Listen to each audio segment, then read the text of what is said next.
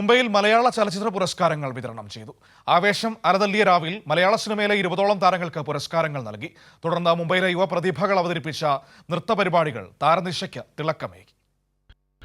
New Bombay cultural centre Akbar ട്രാവൽസിന്റെ സഹകരണത്തോടെ സംഘടിപ്പിച്ച 4ാമത് മലയാള സിനിമാ അവാർഡ് നിശയ്ക്ക് വാശി സിഡ്കോ ഹാളിൽ തിരിതെളിഞ്ഞു. മികച്ച നടനുള്ള പുരസ്കാരം വിഷ്ണു ഉണ്ണികൃഷ്ണനും ബിബിൻ ജോർജും പങ്കിട്ടു.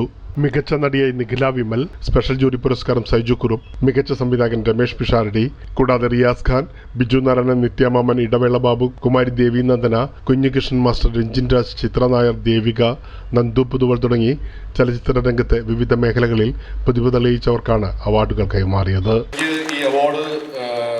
ലഭിച്ചതിൽ ഒരുപാട് സന്തോഷമുണ്ട്. അങ്ങനെ ഒരുപാട് അവാർഡുകളൊന്നും ജീവിതത്തിൽ കിട്ടിയിട്ടില്ല.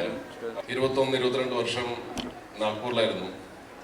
അപ്പോൾ അന്ന് ഇങ്ങനത്തെ മലയാളി സമാജവും മലയാളി അസോസിയേഷനൊക്കെ നമുക്ക് നാഗ്പൂരിലുണ്ടായിരുന്നു.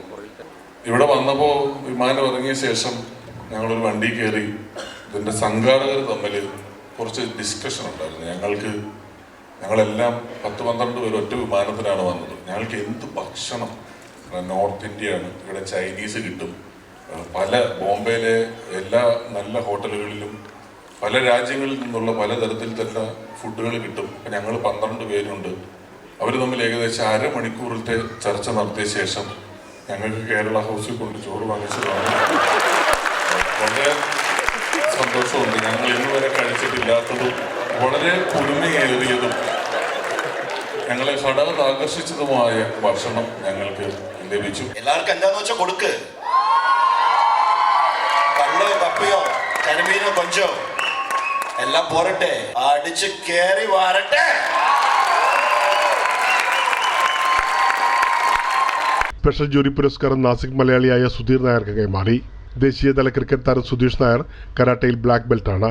മറാഠി സിനിമകളിലും അഭിനയിച്ചിട്ടുണ്ട്. തുടർന്ന് ചാനൽ പരിപാടികളിലൂടെ ശ്രദ്ധേയരായ കലാകാരന്മാർ അവതരിപ്പിച്ച നൃത്ത സംഗീത ഹാസ്യവിരുന്ന് അരങ്ങേറി.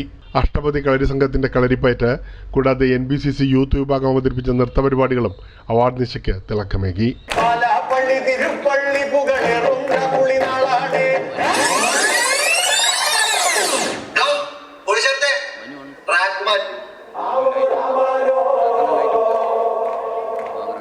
പ്രേംലാൽ, കൈലി ന്യൂസ്, മുംബൈ.